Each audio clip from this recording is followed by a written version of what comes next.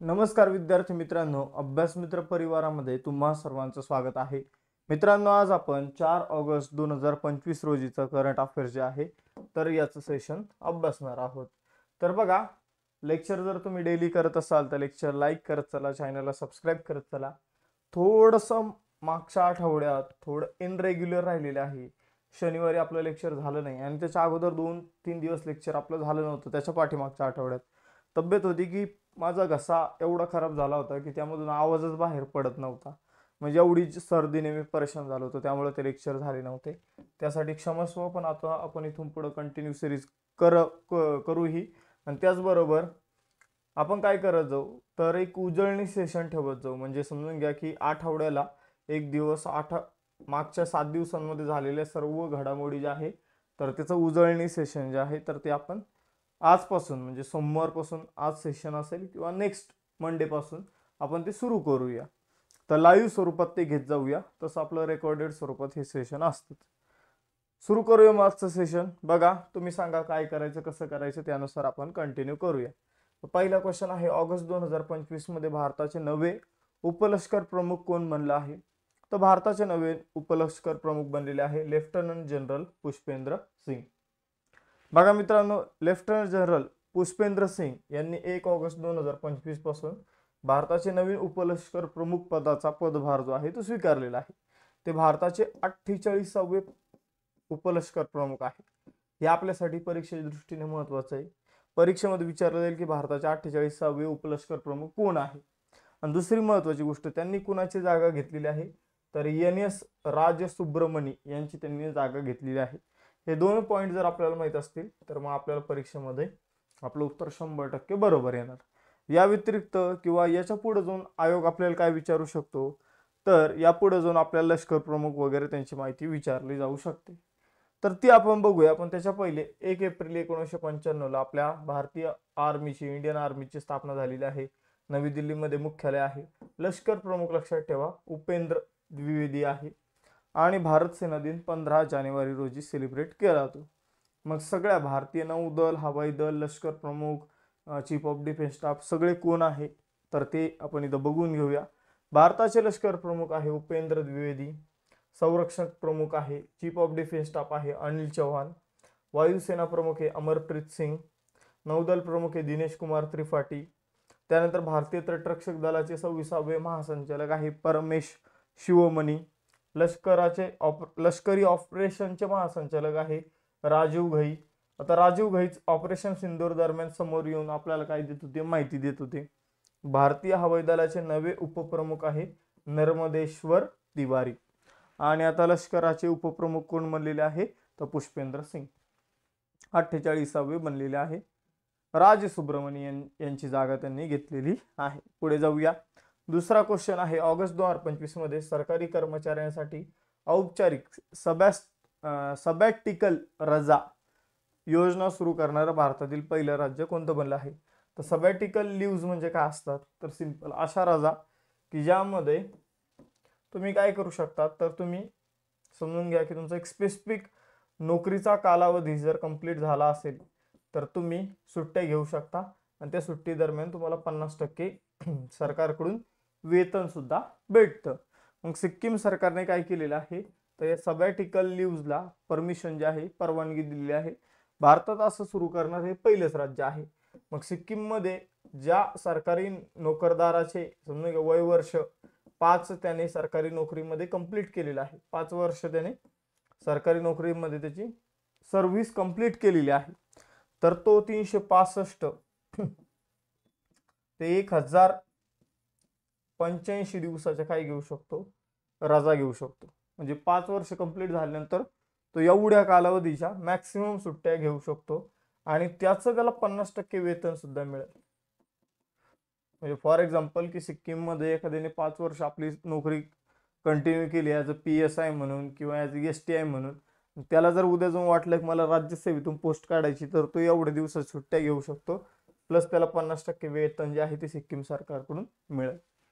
तर बघा, सिक्कीम सरकारने हे 1080 दिवस आहे, 85 नाही.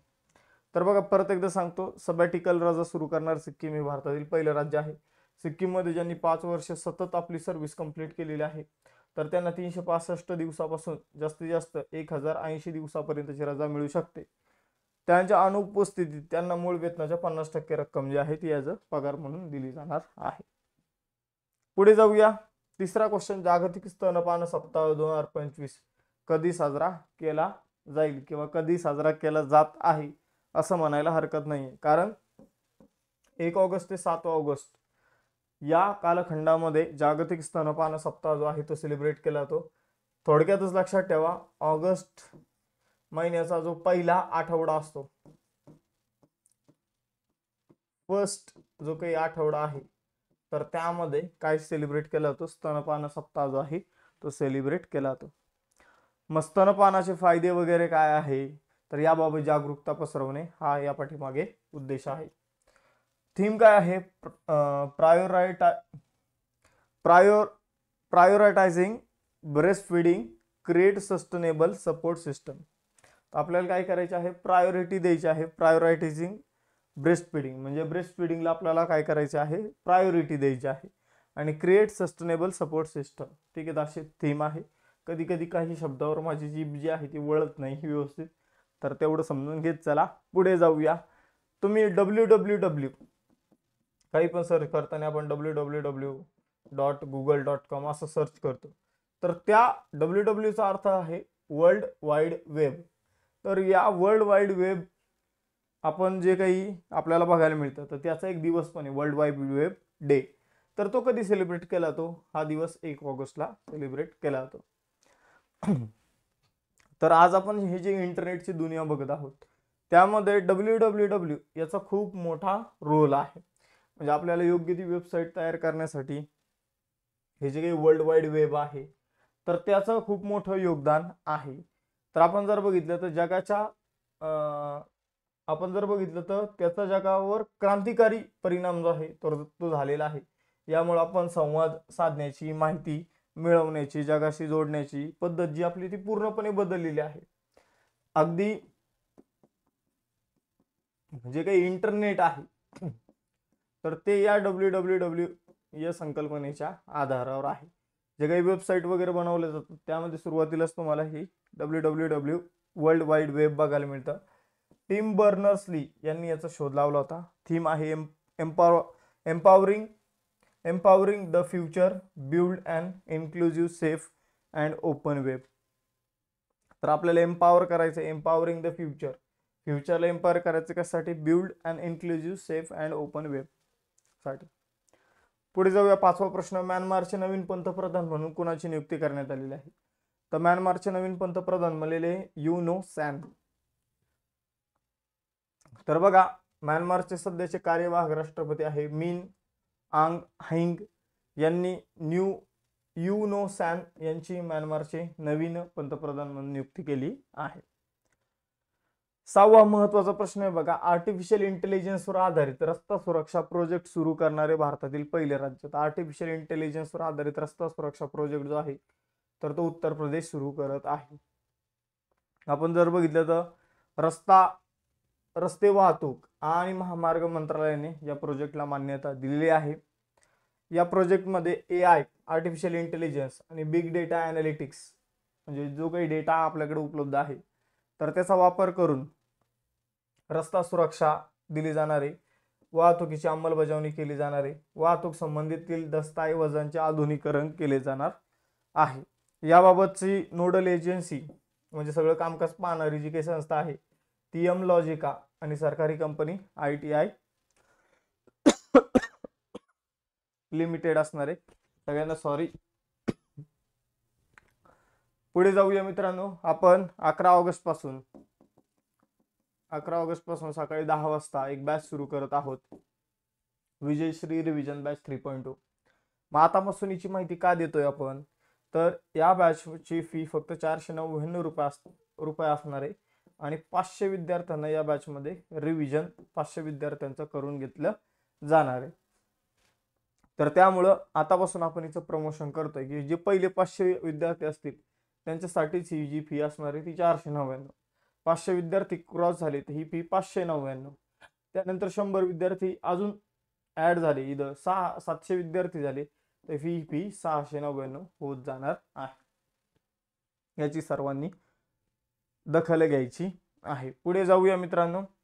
आपण उद्यापासून म्हणजेच 5 ऑगस्ट पासून राज्यसेवेसाठी फाउंडेशन बॅच 1/2026 साठी आणि कंबाईन ग्रुप बी आणि ग्रुप सी साठी फाउंडेशन बॅच 4 जी आहे तर ती सुरू करत आहोत 5 ऑगस्ट पासून.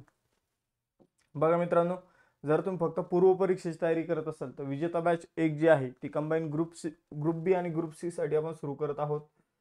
सुरू झालेली आहे ऑलरेडी ह्या बॅचेस. विजयश्री बॅच 2 जी आहे ती राज्यसेवा पूर्व परीक्षेसाठी बॅच आहे. मग ही बॅच आणि रिव्हिजन बॅच मध्ये काय फरक आहे, तर रिव्हिजन बॅच रिव्हिजनसाठी असणार आहे आणि जी काही विजयश्री बॅच 2 जी आहे तर ती डिटेल सिलेबसवर आधारित आहे. यशोदय बॅच जी आहे ती आपण ग्रुप सी मेन्स साठी सुरू करत आहोत. त्याचबरोबर आपल्या अभ्यास मित्राच्या ॲपवर 21,000 PYQ ची GS ची बॅच असणार आहे आणि 5,500 पेक्षा जास्त PYQ ची मराठी व्याकरणची देखील बॅच असणार आहे. या नोट्स आणि ही टेस्ट सिरीज तुम्हाला बॅचेस मध्ये उपलब्ध होऊन जाईल. यासाठी सॉरी आपला ॲप इन्स्टॉल करा, त्यामध्ये डिस्काउंट आहे. तुम्ही डिस्काउंट मिळवण्यासाठी कोणत्याही बॅचवर क्लिक करू शकता. त्या बॅचवर सगळ्यात शेवटी ऑप्शन आहे have a coupon code apply here, तिथे तुम्ही CJ लाईव्ह नावाचा कुपन कोड टाका, अप्लायवर क्लिक करा, फी मध्ये डिस्काउंट होऊन जाईल.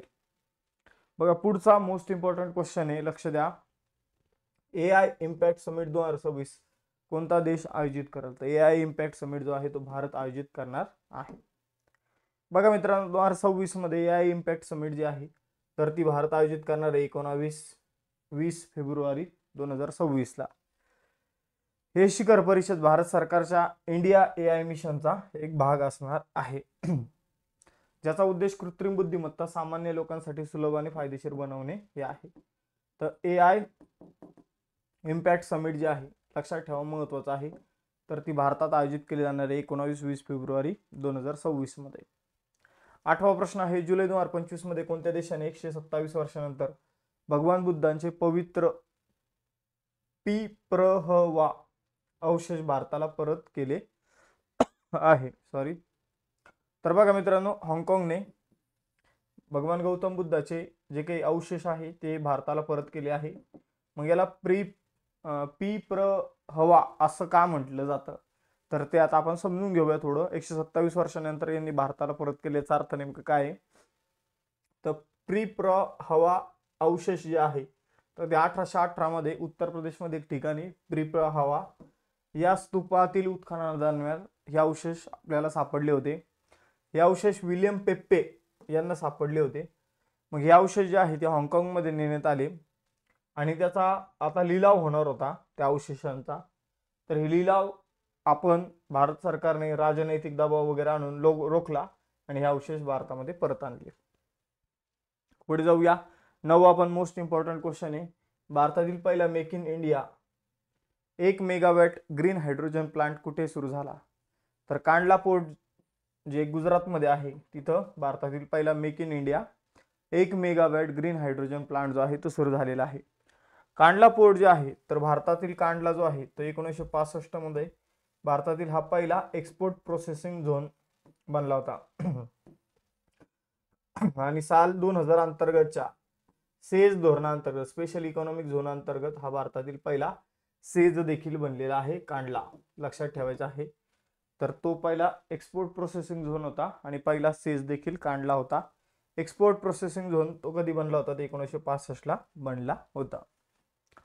तर बघा कांडलाच्या तिथंच कांडला पोर्ट तयार करण्यात आलेला आहे. तर केंद्रीय बंदरे, जहाज बांधणी आणि जलमार्ग मंत्री जे आहे सर्बानंद सोनोवाल तर यांनी गुजरातमधील कांडला येथे दीनदयाळ बंदर प्राधिकरण येथे भारतातील पहिले 1 मेगावॅट ग्रीन हायड्रोजन प्लांटचं उद्घाटन केलं. कोणत्याही भारतीय बंदरावर हा पहिलाच ग्रीन हायड्रोजन प्रकल्प आहे. तो 10 मेगावॅट योजनेचा भाग आहे. वेगवेगळ्या बंदरावर वेगवेगळं हायड्रोजन प्लांट तयार केले जाणार आहे. त्यापैकी 1 मेगावॅट हायड्रोजन प्लांट जो आहे तर तो इथं बनवला जात आहे कांडला येथे. ग्रीन हायड्रोजन प्रकल्प हे असे प्रकल्प असतात तर यामध्ये हायड्रोजन तयार केला जातो, पण आपण इथं यासाठी जी ऊर्जा वापरतो ती निसर्गातून मिळणारी ऊर्जा वापरतो. सौर ऊर्जा, पवन ऊर्जा, जलविद्युत ऊर्जा आपण जर बघितलं समुद्री लाटापासून मिळणारी ऊर्जा. तर पुढे जाऊया. 10वा प्रश्न, कोणत्या राज्याने किंवा केंद्रशासित प्रदेशाने 2025-26 मध्ये डॉक्टर BC रॉय ट्रॉफी जिंकली आहे? तर बघा मित्रांनो, डॉक्टर BC रॉय ट्रॉफी जी आहे ती मणिपूरने जिंकली. मणिपूरने पश्चिम बंगालला हरवलेलं आहे. तर 25 वर्षाच्या प्रतीक्षेनंतर मणिपूरने BC रॉय ट्रॉफी जी आहे ती जिंकलेली आहे. त्यांनी पश्चिम बंगालचा 3-0 असा पराभव जो आहे तो केलेला आहे. आपण जर बघितलं तर ही जी आहे ही एक फुटबॉलची स्पर्धा आहे, ही सुद्धा लक्षात ठेवा. BC रॉय ट्रॉफी कशी संबंधित आहे? फुटबॉलशी संबंधित आहे. 11वा प्रश्न आहे, 350 वर्षात ब्रिटनमध्ये खगोलशास्त्रज्ञ रॉयल म्हणून नियुक्त होणारी पहिली महिला कोण आहे? तर ॲस्ट्रोलॉजी रॉयल नावाचे एक पद आहे.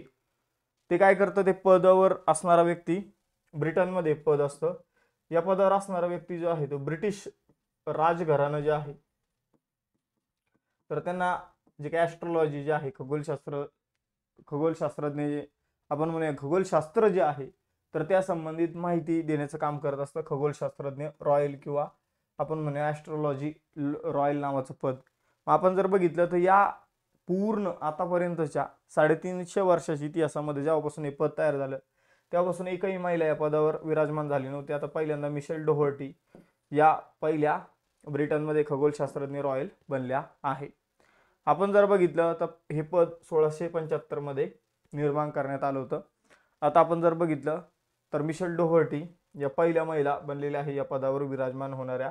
या पदाचा उद्देश आहे की खगोलशास्त्रीय बाबींशी संबंधित ब्रिटिश राजशाहीला सल्ला देणे आणि अवकाश आणि विज्ञानात सार्वजनिक हितसंबंधाला चालना देणे. 12वा क्वेश्चन आहे, 24 वर्षाच्या अभ्यासानुसार हवामान बदलामुळे वारंवार येणाऱ्या सागरी उष्णतेच्या लाटांमुळे 1998च्या तुलनेत लक्षद्वीप समूहात किती टक्के जिवंत प्रवाळ आच्छादन शिल्लक राहिले आहे? तर प्रवाळ जे आहे मित्रांनो, तर आपण जर बघितलं तर प्रवाळ काय तर एक प्राणी आहे पोलिप नावाचा आणि एक शेवाळ आहे झुंजातिलिया नावाचं यांचा एकत्रितपणे हे राहतात, यांना सहसंबंध म्हटलं जातं. तर याला एकत्रितपणे प्रवाळ म्हटलं जातं. मग या प्रवाळापासून हे प्रवाळ एका ठिकाणी राहतात, तिथंच त्यांचा मृत्यू होतो. त्यांच्या जी काही बॉडी असते त्यावर त्यांची नवीन जी काही पिढी असते ती येऊन राहत असते. तर त्यांच्यापासून बेटं बनलेली आहे. तर या प्रवाळाचं प्रमाण जे आहे ते 1998च्या तुलनेत लक्षद्वीप येथे 50% कमी झालेलं आहे. हे लक्षात ठेवा, 50% घट झालेली आहे 24 वर्षाच्या कालखंडामध्ये. ही घट प्रामुख्याने एल निनो यांच्यामुळे झालेली आहे. 1998, 2000, 2016 या दरम्यान जे काही समुद्राचं तापमान वाढलं उष्णतेच्या लाटामुळे तर त्यामुळे ही घट झालेली आहे. आजच्या लेक्चरचे टेस्ट क्वेश्चन, सरकारी कर्मचाऱ्यांसाठी औपचारिक सबॅटिकल रजा मंजूर करणारं राज्य कोणतं आहे? भारतातील पहिलं make in India 1 megawatt green hydrogen plant कुठे उभारण्यात आला आहे? आणि AI इम्पॅक्ट समिट 2026 कोणता देश आयोजित करेल? आय होप तुम्हाला लेक्चर आवडलं असेल. लेक्चर आवडलं असल्यास लेक्चर लाईक करा, चॅनल सबस्क्राईब करा आणि CJ लाईव्ह नावाचं कुपन कोड यूज करायला विसरू नका, म्हणजे तुम्हाला फीमध्ये डिस्काउंट मिळून जाईल. आपलं टेलिग्राम चॅनल इंस्टाचं पेज देखील फॉलो करा. थांबूया मग आता आपण इथं, भेटूया नेक्स्ट सेशनमध्ये. चलो बाय बाय एव्हरीवन, जय हिंद.